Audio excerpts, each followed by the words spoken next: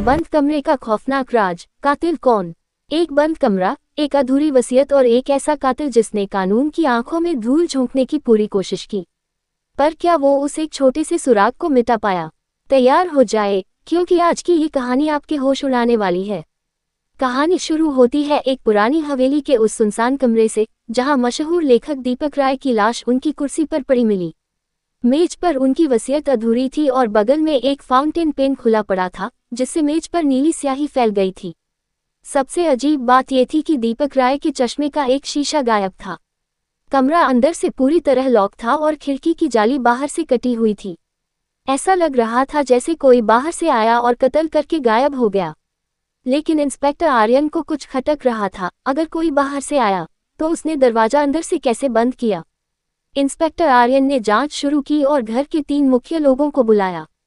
सबसे पहले बेटा राघव आया, जिसने रुमाल से अपने हाथ पोंछते हुए कहा, मैं कल रात शहर से बाहर था, पर पापा का चश्मा तो हमेशा उनके पास ही रहता था, वो टूटा कैसे?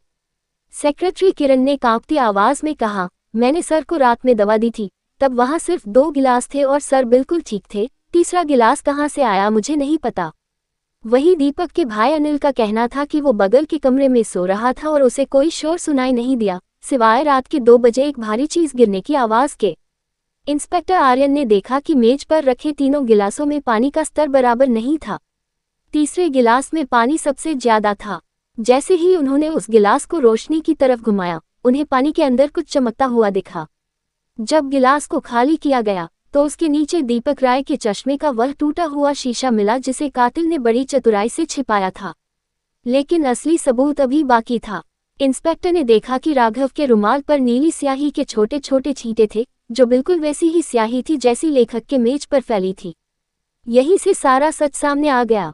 कातिल राघव ही था। असल में राघव ने शहर से बाहर होने का सिर्फ नाटक किया था। वह खिड़की के रास्ते अंदर आया और जायदाद के लालच में वसीयत बदलने के लिए अपने पिता से उलझ गया। हाथापाई में पेन की स्याही उसके रुमाल पर गिर गई और पिता का चश्मा टूट गया। घबराहट में उसने सबूत मिटाने के लिए चश्मे का शीशा पानी के गिलास के नीचे दबा दिया और ये दिखाने के लिए कि कोई तीसरा मेहमान आया था, वहां एक एक्स्ट्रा गिलास रख दिया। उसने दरवाजे के कुंडे को धागे की मदद से बाहर से ही अंदर की तरफ खींचकर बंद कर दिया था। पर वो एक चश्मे का टुकड़ा और रुमाल की स्याही उसकी पोल खोलने के लिए काफी थे। दिमाग घुमा देने वाले सवाल कमेंट करके बताएं।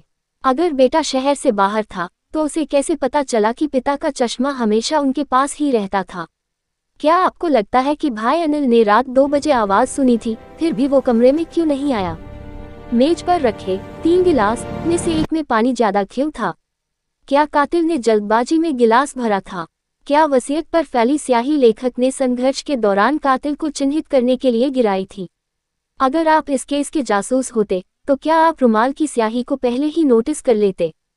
तो दोस्तों, एक छोटी सी गलती ने कातिल को सलाखों के पीछे पहुंचा दिया। अगर आपको यह मिस्ट्री पसंद आई, तो वीडियो को लाइक करें और ऐसी ही और कहानियों के लिए हमारे चैनल को सब्सक्राइब जरूर करें। मिलते हैं अगले केस में।